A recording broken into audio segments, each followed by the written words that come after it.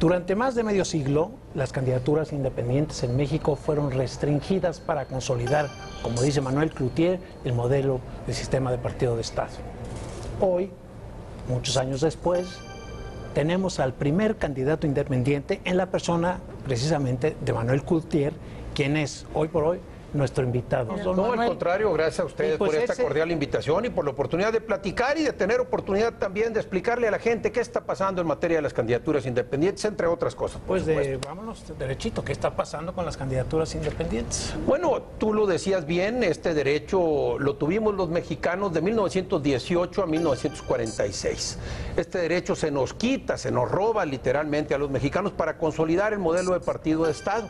Y por 69 años se nos negó este derecho y nos vendieron la idea a los mexicanos de que solamente teníamos derecho a participar en la política y en los asuntos públicos de nuestro país a través de partido político. Pero esto llegó al extremo que te decía la ley, solamente se puede participar a través de un partido político, ibas al partido político y te decía el partido sus estatutos. Aquí solamente se puede ser candidato si eres militante.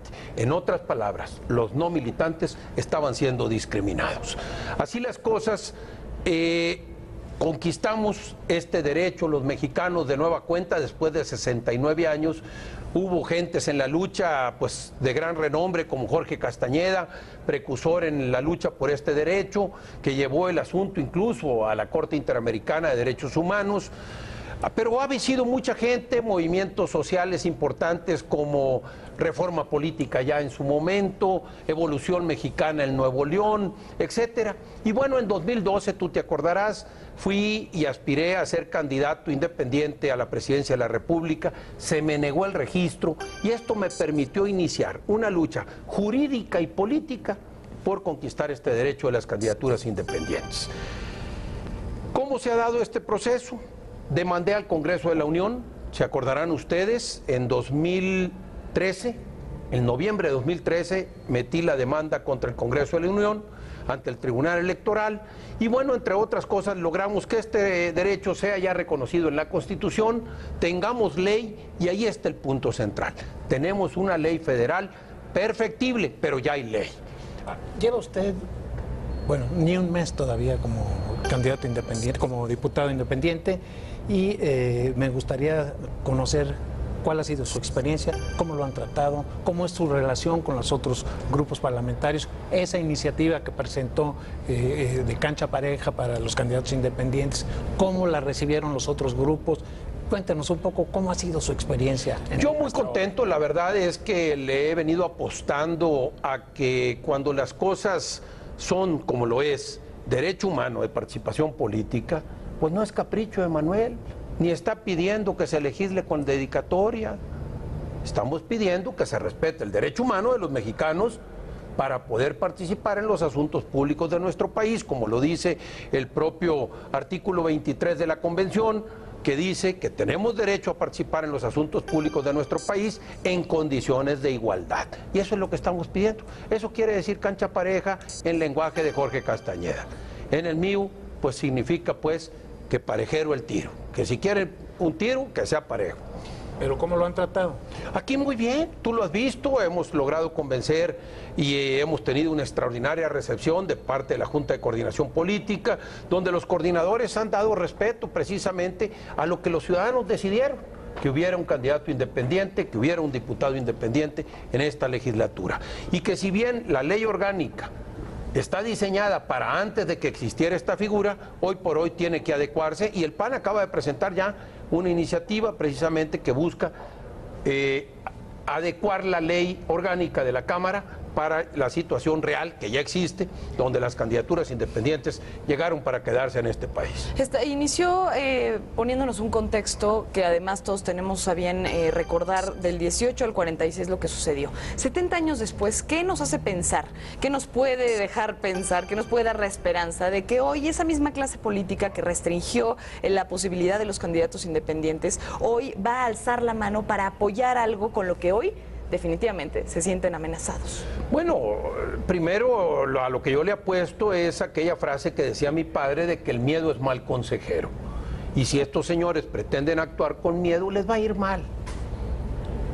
¿Por qué? Porque el miedo lo que genera es que si tú quieres defender algo con miedo, lo vas a defender mal. Y ellos no pueden actuar con miedo de cara a derechos humanos. No es si quieren. Segundo, no es el mismo país, Paola. No es el mismo país. Este país ha ido evolucionando y parte de lo que evidencia que no les está saliendo bien las cosas ahora al PRI en su regreso al poder federal es que creen que están gobernando el mismo país infantil que gobernaron en su momento y hoy resulta que este país ya no es infantil. Este país ya creció, hoy tenemos un país adolescente y cualquiera que tenemos hijos adolescentes sabemos que el modelo de control con los adolescentes no funciona y por eso vemos pues que al gobierno no le están saliendo bien las cosas por la vía de control. Hoy por hoy, si quieren mantener control, esto va a estar mal. Tienen que respetar las libertades, exigir las responsabilidades, por supuesto, pero sobre todo, respetar a los ciudadanos. Ese es el camino. Si los partidos creen que su futuro depende de negarle la participación a los ciudadanos, se equivocan. El futuro de los partidos dependerá de acercarse y facilitar la participación ciudadana.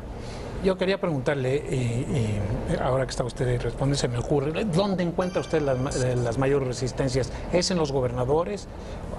Leí también algunas declaraciones contra la Suprema Corte por haber validado la ley, esta ley antibronco en Tamaulipas, etc. A toda acción le corresponde una reacción, e insisto, creo que lo que está prevaleciendo hoy por hoy en la clase política y en particular en la partidocracia y en algunos gobernadores es miedo. Yo fui director de un medio de comunicación en Sinaloa. Yo vi pasar gobernantes un montón y siempre aprendí algo. Cuando se acerca el final de un gobernante, lo que se apodera de él es el miedo. Hoy por hoy, curiosamente, muchos de estos gobernadores que están subiendo a través de sus congresos el umbral de los requisitos a las candidaturas independientes, son gobernadores que ya van de salida, curiosamente. Como director de un periódico, usted sabe la importancia que nos diga los nombres de esos gobernadores. Bueno, ahí está, es público precisamente los estados que han ido subiendo el umbral. Ahorita te puedo decir de memoria, pues son un montón los que lo han hecho, pero de memoria te puedo decir, está Chihuahua, está Sinaloa mismo, está Aguascalientes, está Puebla, está Veracruz.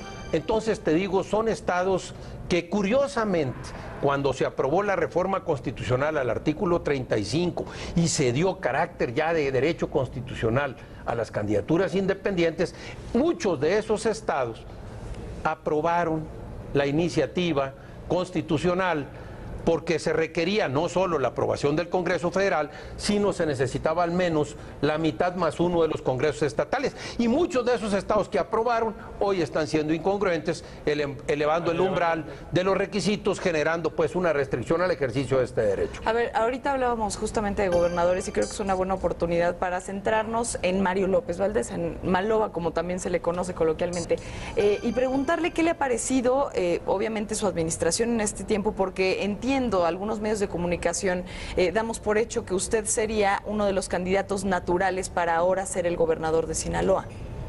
Bueno, vamos a separar la pregunta porque está muy enredada, ¿no? Vamos a separarla, ya me di cuenta, ¿no? Entonces, vamos a separarla primero en la parte de la gestión de Mario López Valdés y luego la separamos en el rol posible que puede jugar Manuel Cloutier en el tema de la sucesión. Mejor entrele por lo primero. Pues que lo diga Paola, ¿qué te parece? Mejor que no, lo diga. perfecto. Entonces, mira, empezamos. En mi opinión, Mario ha sido un muy mal gobernador, tristemente, porque hay que decirlo, en su momento, pues Sinaloa estaba pidiendo un cambio, trabajamos muchos porque no se consolidara la camarilla mafiosa en el poder en el Estado, logramos que no ganara la camarilla mafiosa, y resultó que nomás, como decía mi padre, el chiste no es cambiar de amo, sino dejar de ser perros, cambiamos de camarilla mafiosa en el Estado. Entonces, pues eso es muy lamentable, la gente así lo percibe, la gente está molesta, la gente no está contenta con el gobierno de Mario López Valdés. Y esto pone las condiciones, pues, en una situación muy especial. Y por otro lado, bueno, el rol que deberá jugar un servidor en la sucesión, yo creo que ya lo he dejado claro en el pasado, yo voy a hacer todo lo que esté de mi parte para que la mafia en el poder no se consolide. Eso es lo que pueden tener certeza y así lo he hecho en el pasado. La mafia en el poder. Sí. Una frase que muy repetida por López Obrador.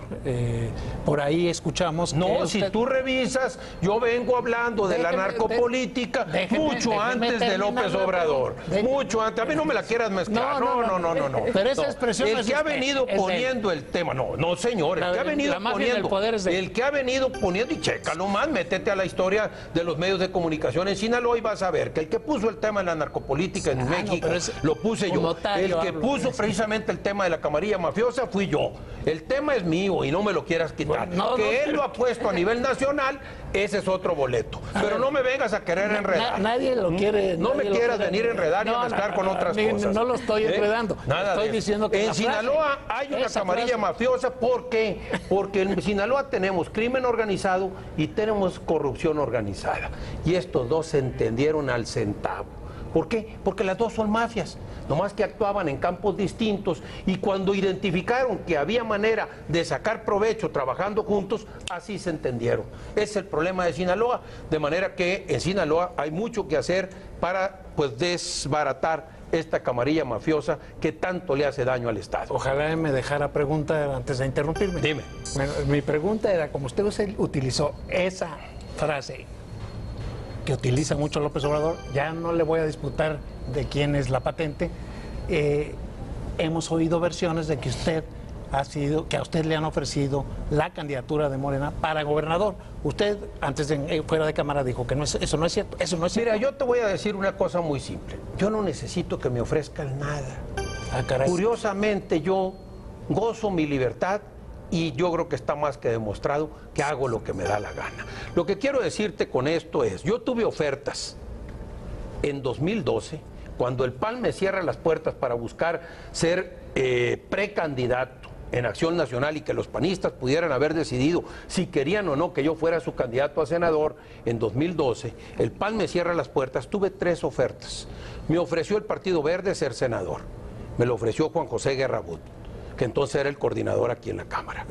Me ofreció el PRD, que entonces era aquí presidente de la Cámara, Guadalupe Acosta Naranjo, mi amigo, él personalmente me lo ofreció. Y luego, más adelante, me lo ofreció Movimiento Ciudadano a través de Dante Delgado, su dueño. Bueno, esta situación, tuve las ofertas, las 3 las decliné y decidí por el camino de buscar la candidatura independiente a la presidencia de la República. Ahí está Manuel Cloutier. En otras palabras, lo que te estoy demostrando es que habiendo tenido las ofertas para haber sido senador, no para ser candidato, para haber sido senador, decliné a las mismas. Entonces, yo no necesito que a mí me vengan a ofrecer nada. Manuel hace lo que considera que tiene que hacer en el marco de su libertad. Por eso me jacto de ser independiente. Claro, pero mi pregunta no fue si usted acepta o no. Mi pregunta fue si se la ofrecieron. No, porque también le pudiéramos meter mitote y decir que me la ofreció el PRD, que me la ofreció el PAN. Eso fue para senador, ya lo explicó. No, nadie me ha ofrecido ahorita nada. No estamos especulando, estamos preguntando. Por eso, y la respuesta es nadie me ha ofrecido. Manuel Cloutier iba a pasar al tema de Ayotzinapa. Hoy es el primer aniversario de la barbarie de Iguala, pero él en el corte me dijo, ¿por qué quieres enjaretarme a López Obrador? ¿Por qué no me preguntas si el PAN me ha ofrecido algo? Ahí va la pregunta, ¿ya le ofreció el PAN? No me ha ofrecido ni Morena, no me ha ofrecido ni el PAN, ni el PRD, ni Encuentro Social, ni nadie. O sea, no es tiempo. Además, aquí la parte más importante que habría que contestarse es ¿qué quieren los sinaloenses? ¿Los sinaloenses querrán que Manuel Cloutier se vaya de candidato a gobernador o los sinaloenses querrán que Manuel Cloutier se quede como diputado? Sí, gran pregunta. Y eso lo tendrán que resolver los sinaloenses, no yo. Justamente sobre ese tema iba a ir antes del corte, porque también me quedaba con esa pregunta yo. ¿Dejaría en ese momento, si ya se está tomando en cuenta el tema de la gobernatura, dejaría vacía una curul que ganó con estas invocaciones, podríamos llamarlo, de ser independiente? Porque también creo es algo que, bueno, muchos soñaron con verlo llegar ahí y una vez ahí, pues se iría directamente. Por eso le estoy diciendo yo, o sea, ¿qué sería lo correcto? Exacto. Entonces yo creo que lo correcto es lo que decide la gente, pero yo no puedo ahorita, a priori, estar dando una solución de algo que la gente no ha dicho al respecto. Yo creo, esta es mi opinión, que la gente va a decir que me quede, que porque por eso votó por mí. Claro. Eso es lo que yo creo. Sí. pero tendrá que decidirlo la gente en su momento. Es decir, tendremos que revisar qué está pensando la gente y además analizar las cosas. La política es de circunstancias, sí. No es de... Iba a decir un término ahí muy sinaloense, pero mejor me lo guardo. No, con la dama aquí no puedo. Pero este tema no es pues de ocurrencias, no es de que si tú quieres, y mucho menos es un tema de caprichos o aspiraciones o egos personales. No lo fue, tan te digo que no acepté ser senador cuando tuve las ofertas. Entonces, así no funciona, al menos Manuel Cloutier. Bueno, ahora sí quiero pasar al tema de Ayotzinapa. Hoy se cumple un año de esta barbarie. Hubo 6 personas muertas, 43 desaparecidos que, de acuerdo a los reportes de la PGR, fueron quemados y tirados al río. De acuerdo a los expertos internacionales, eso científicamente no fue posible porque no pudieron ser quemados ahí en el basurero de Cocula. Es un año y los padres viven en la incertidumbre, los padres de estos 43 muchachos, y no hay para cuando se sepa qué es lo que realmente ocurrió. Ya no le pregunto como político, sino como ciudadano y como padre. ¿Qué siente usted frente a este tema? Bueno, a mí este tema me obliga a analizarlo y desglosarlo en muchas vertientes. La primera, que vuelve a brotar y que hoy se ha hecho supuestamente un escándalo y ha querido satanizarse exclusivamente a la autoridad municipal, el tema de la narcopolítica, que ahí está, y se sataniza la parte municipal. Habría que preguntarse si nomás fue la parte municipal. Yo creo que en ese estado debe estar más enredada la cosa. Entonces, ahí nos pone a un tema que hoy queda evidenciado y que nos obliga a entrarle en serio a ese tema y a combatirlo correctamente. Otro es ya propiamente el abuso del poder. El abuso del poder en este país está quedando evidenciado en una situación por demás lamentable y penosa y una verdadera vergüenza para el Estado mexicano, donde también, según los elementos todavía de presunción que hay, no fue exclusivamente el ambiente municipal el que participó. Se habla también que participaron instancias federales e incluso pudiera haber sido hasta militares, lo cual pone este escenario en un punto todavía más grave. La tercera es que también está la historia de por medio y nos dice que en México, desgraciadamente, la verdad oficial casi nunca coincide con la realidad.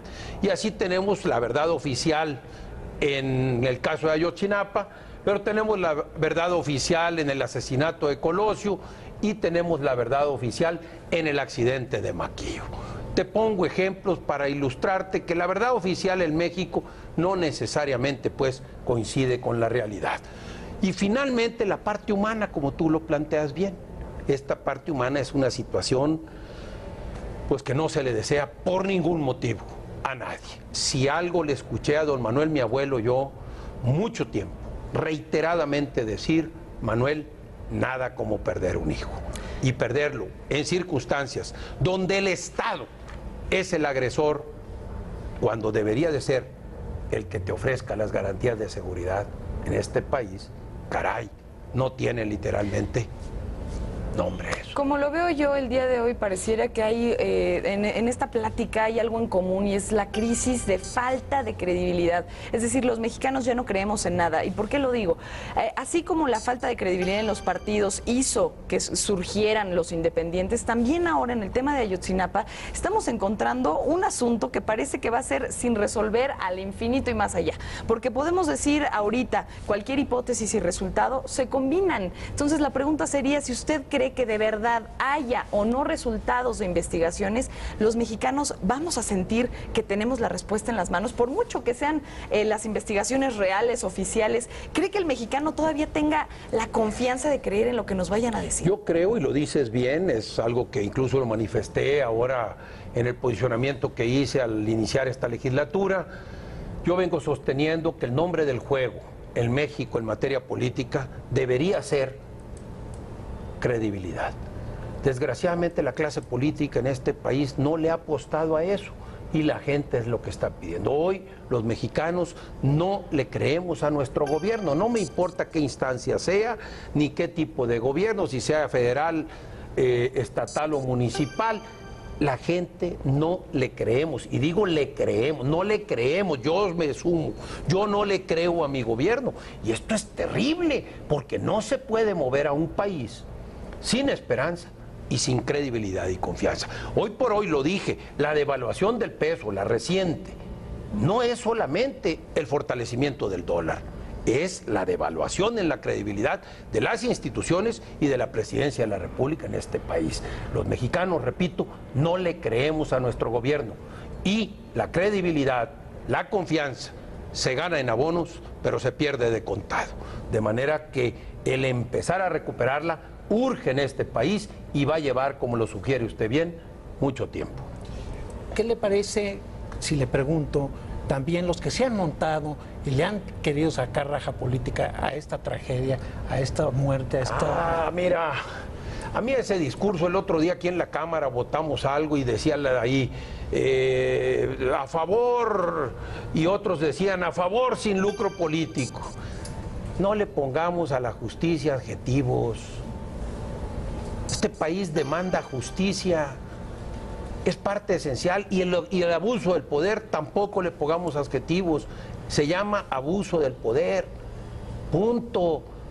Si a alguien le va a sacar raja, eso es irrelevante.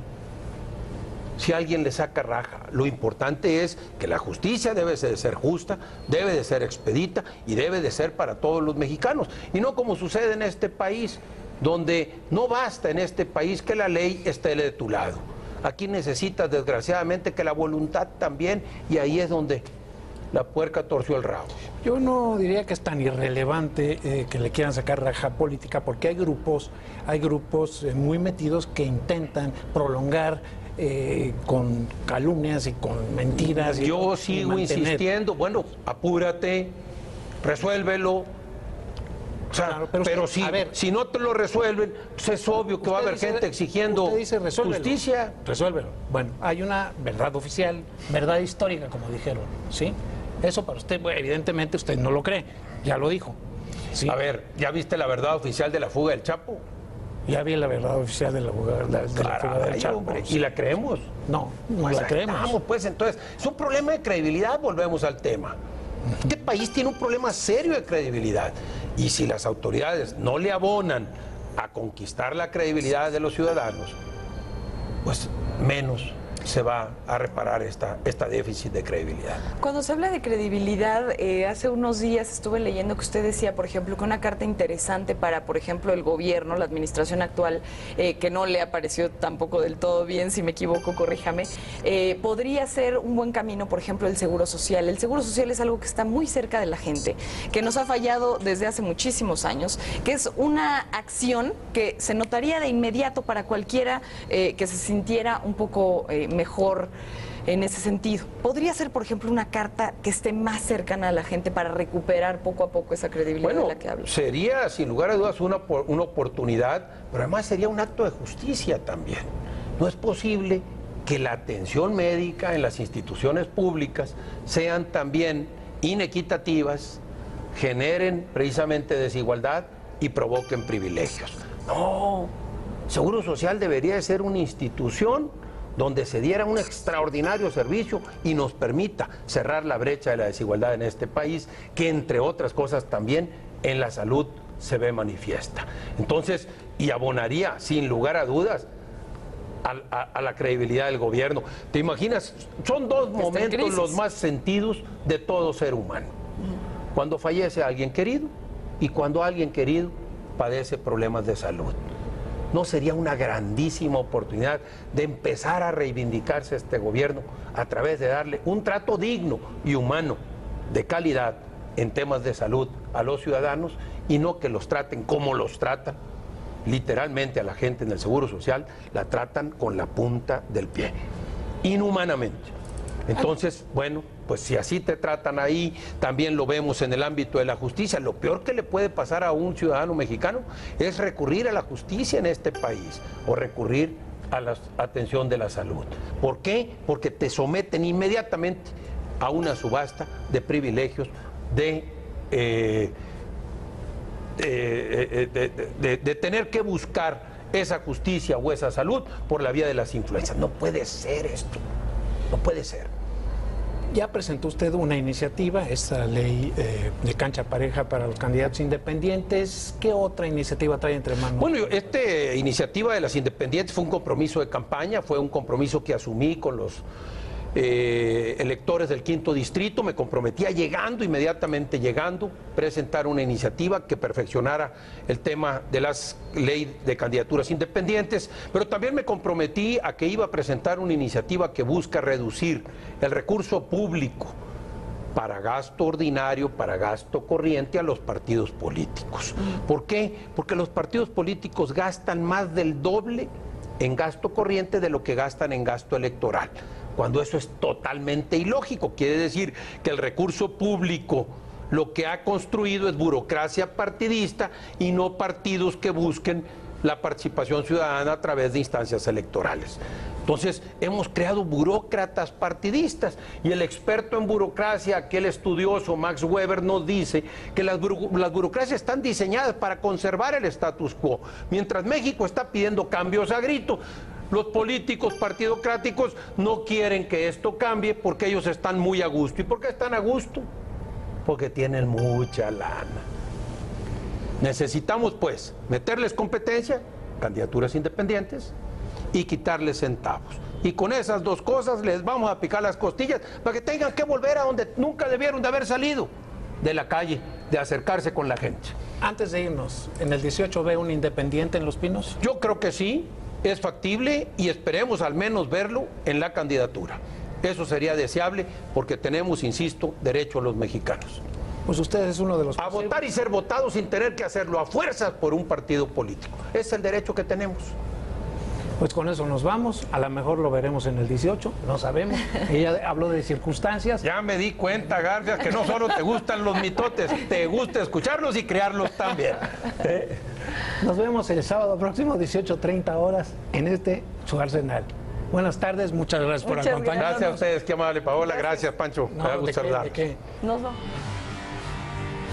Te invitamos a seguir cuestionando la información con los siguientes